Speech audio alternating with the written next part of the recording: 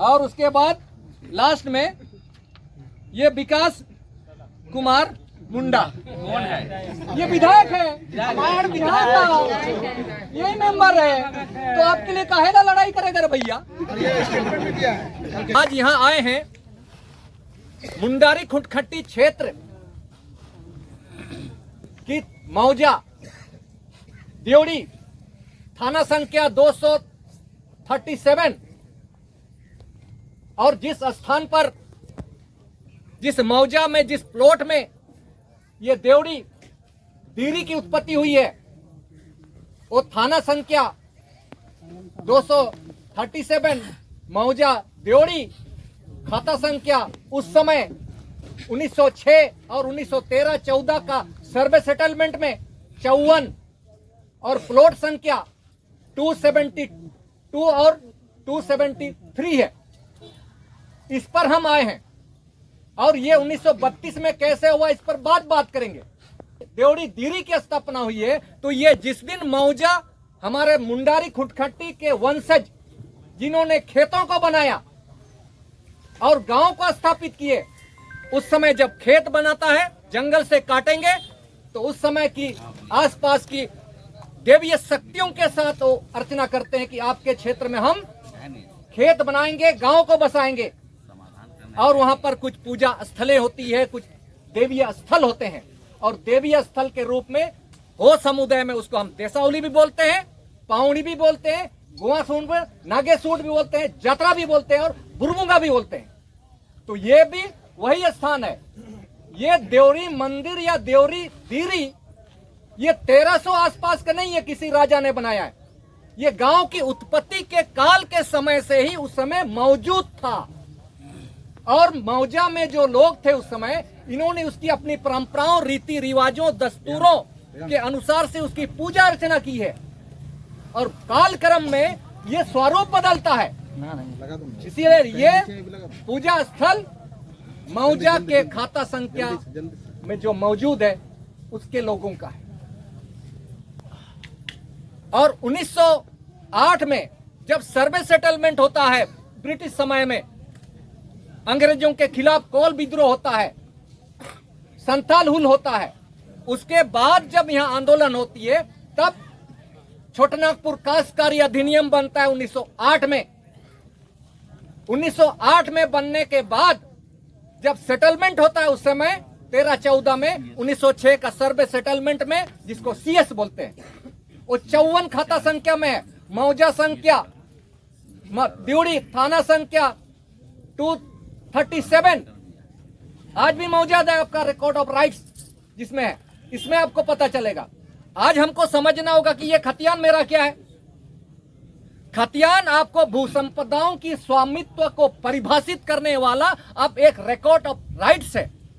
ये खतियान कोई ऐसा वैसा नहीं है, ये आपकी जमीन का स्वामित्व को परिभाषित करता है। आपका खतियान की उस जमीन पर मालिकाना हक किसका होना चाहिए, किस वंशजों का होना चाहिए। ये कम्युनिटी लैंड है। दूसरे तरफ में ये कम्युनिटी लैंड का नेचर नहीं है। 1908 में जब बनता है CNT एक्ट, तो CNT एक्ट का धारा 8 में मुंडारी खुटखट्टी रैयतों का जिक्र है। जब यहाँ के थाना लोगों को पता ही नहीं है, क्योंकि इन्होंने बिहार काश्तकारी अधिनियम 1885 को पढ़ा है। जो भी यहाँ से बिहार से जो आए हैं वो बिहार काश्तकारी अधिनियम, बिहार लैंड रिफॉर्म एक्ट 1950 को पढ़ करके आता है। छोटनागपुर काश्तकारी अधिनियम और संताल परगना काश्तकारी अधिनियम को नहीं पढ़ता है। इसके चलते यहाँ विसंगति आ रही है। CNT एक्ट का धारा 8 में मुंडारी खुटखट्टी का अर्थ, मुंडारी खुटखट्टीदार से अभिप्रेत है वह मुंडारी जिसने स्वयं अपने परिवार के नर सदस्यों द्वारा जंगल भूमि के उपर्युक्त प्रभागों को जोत में लाने का परिजनात उस भूमि को धारित करने का अधिकार अर्जित किया है और उसके अंतर्गत निम्नलिखित भी आते हैं। इसमें मुंडारी नरवंश के वारिस होते हैं। इसमें दूसरा में ऐसी भूमि किसी ऐसे प्रभाग के विषय में जो मुंडारी या उसकी नर परंपराओं के वंशजों के कब्जे में लगातार है। तो ये जो देवड़ी दीरी है, जो मौजा है देवरी, थाना संख्या 237, प्लॉट संख्या, ये तो मुंडारी लोगों का है। मुंडारी वंशजों का है, कम्युनिटी लैंड का है, और उस समय से पूजा करते हैं। विवाद यहां पर है 1932 में, क्योंकि राजा जब जंगल साफ होता है राजा नहीं होता है, ना ही जमींदार होता है, केवल मुंडारी खुटखटी या तो आदिवासी खुटखटी रैयत होते हैं। जब गांव बसता है तब राजा आता है, तब कोई जमींदार आता है, कोई बाहर से आता है। जंगल को साफ करते समय कोई भी नहीं आता है। इसीलिए यह मौजा का कम्युनिटी लैंड है। पूरा झारखंड एक कम्युनिटी लैंड है, कोई व्यक्तिगत संपत्ति नहीं है हमारा। 1908 में जब कानून बना CNT एक्ट, 1932 में कहा जाता है कि चमरू पांडा के नाम पर दर्ज हो गया। चमरू पांडा, वो पांडा कहां का है, किस मौजा का है? आज अब छोटनागपुर कास्करी अधिनियम में मुंडारियों का जमीन मुंडारी ही खरीदेगा। हो लोगों का कम्युनिटी लैंड हो ही खरीदेगा, भूमिज लोगों का जमीन भूमिज ही खरीदेगा। ऐसा क्यों? क्योंकि दूसरा समुदाय आएगा तो वहां की परंपरा पर हस्तक्षेप होगा, उनकी कम्युनिटी बढ़ेगा। संथाल यदि आपके क्षेत्र में आएगा, संथाल का अपना परंपरा होगा, तो मुंडारी का व्यवस्था या हो का व्यवस्था पर प्रतिकूल असर पड़ता है। इसलिए जमीन का नेचर उसी कम्युनिटी के लोगों के बीच में क्रय विक्रय होता है। आप ये कहेंगे कि छोटनागपुर कास्करी अधिनियम 46 में तो अनुसूचित जनजाति शब्द है, कहेंगे 46 में क्रय विक्रय का, जहां पर 46 सब क्लोज परंतु 2 में ऐसा अधिभोगी रैयत जो अनुसूचित जनजाति का सदस्य है, उपायुक्त के पूर्व अनुमति से अपने जोत का किसी भाग का अंतरण कर सकेगा जो उस थाना क्षेत्र में या पुलिस क्षेत्र में निवास करता है। यही लिखा है 1908 में। भैया अनुसूचित जनजाति कहां था? जो आपका CNT एक्ट में 46 में लिखा गया, अनुसूचित जनजाति का सदस्य जो अधिभोगी रैयत है। अरे अनुसूचित जनजाति का सदस्य तो हम सूचीबद्ध हुए 1950 में जब संविधान बना, यानी इसके साथ छेड़खानी हुआ है। अनुसूचित जनजाति नहीं था उस समय केवल रैयत था।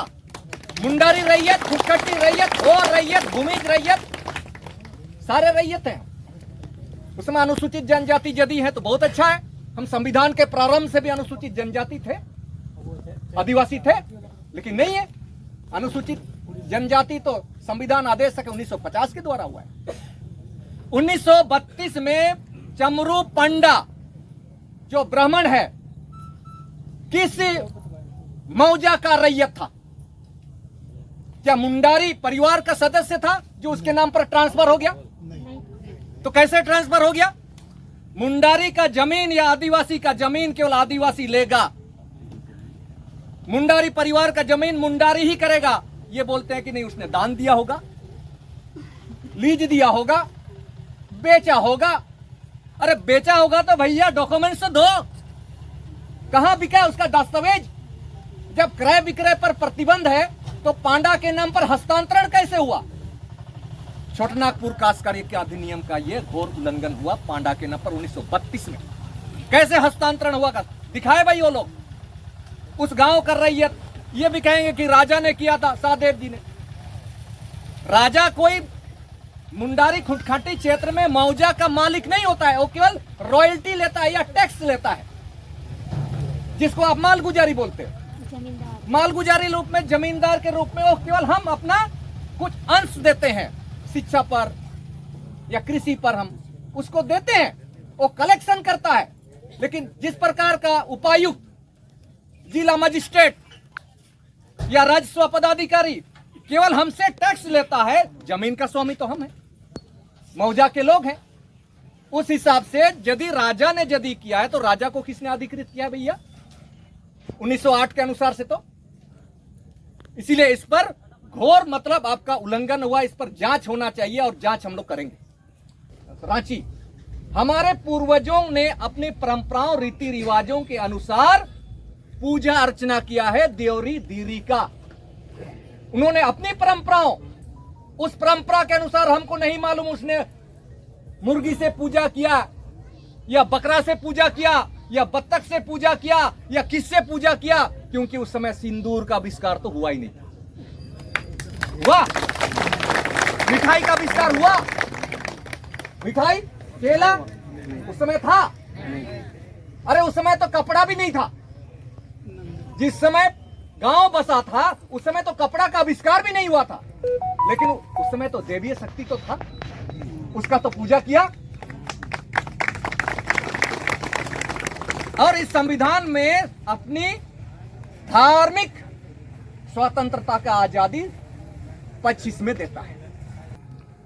हमारा देवरी मौजा का 5 देवी स्थल, देसावली, जयरा, गणागेसोट, बिंदीसोट, जो 5 देवी देवताएं हैं इस गांव में, इस गांव के दूसरे गांव में पूजा कर सकता है?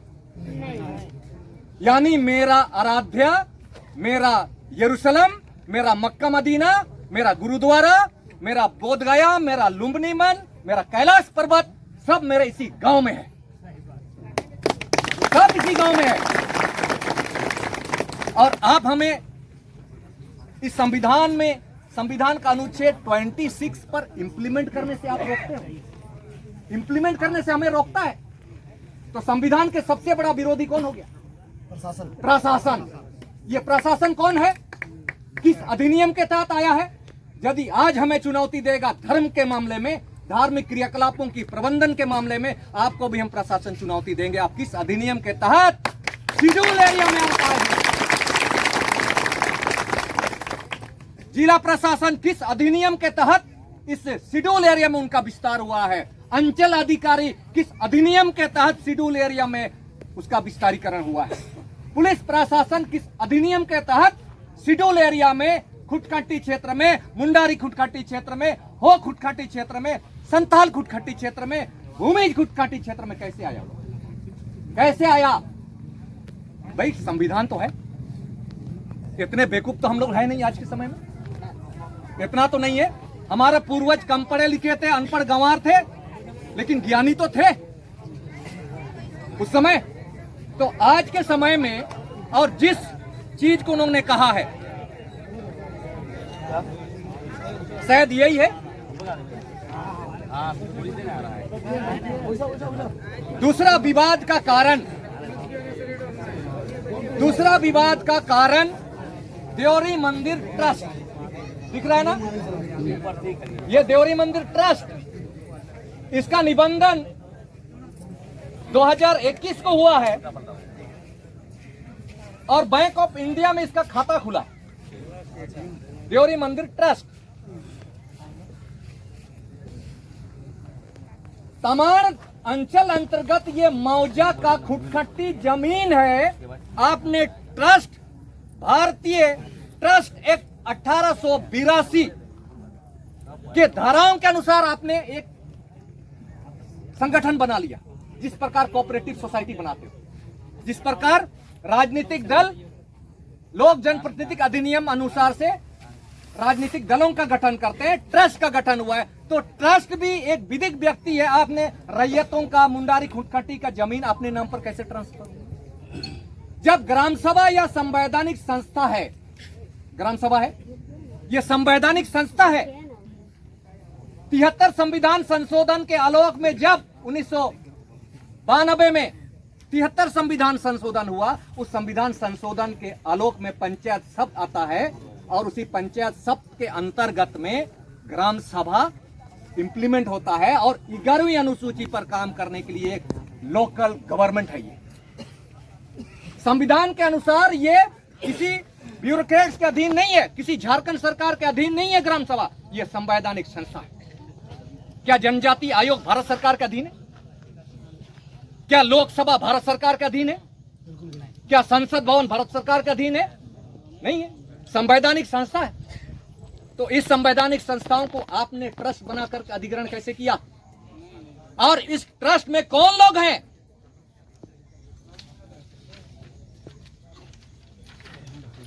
सारा ही लोग हैं। अभी के हिसाब से चेयरमैन है एसडीओ बूंडू, एसडीएम बूंडू, बूंडू का एसडीएम, इसका चेयरमैन है देवरी मंदिर ट्रस्ट का। सेक्रेटरी का नाम है सर्कल ऑफिसर तमाड़, तमाड़ का सर्कल ऑफिसर, सीओ ट्रस्ट का। सेक्रेटरी पहान पुजारी, नाम पहान पुजारी का नाम, मुखिया पुजारी, ठीक है।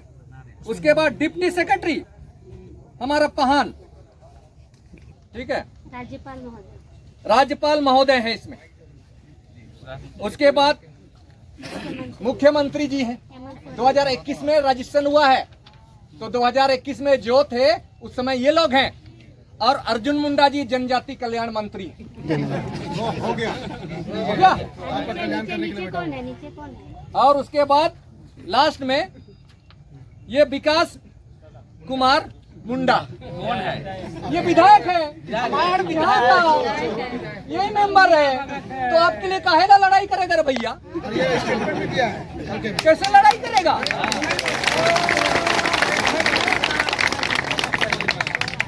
कैसे लड़ाई होगा जब पूरा प्रशासन, अब भैया डोनेशन मिलता है इस ट्रस्ट के अनुसार से, अकाउंट नंबर दे दिया गया है, एफसीआई कोड दे दिया गया, कितना पैसा आ रहा है भैया आप लोग पता लगाइए। आपने कोई बैंकर मित्र है तो इंक्वायरी कराइए बैंक ऑफ इंडिया में, यदि आपका कोई दोस्त यार है तो इस अकाउंट नंबर को सर्च कराइए कि 2021 से लेके 2024 तक कितना करोड़ रुपए इस ट्रस्ट में जमा हुआ पैसा वो कहाँ है।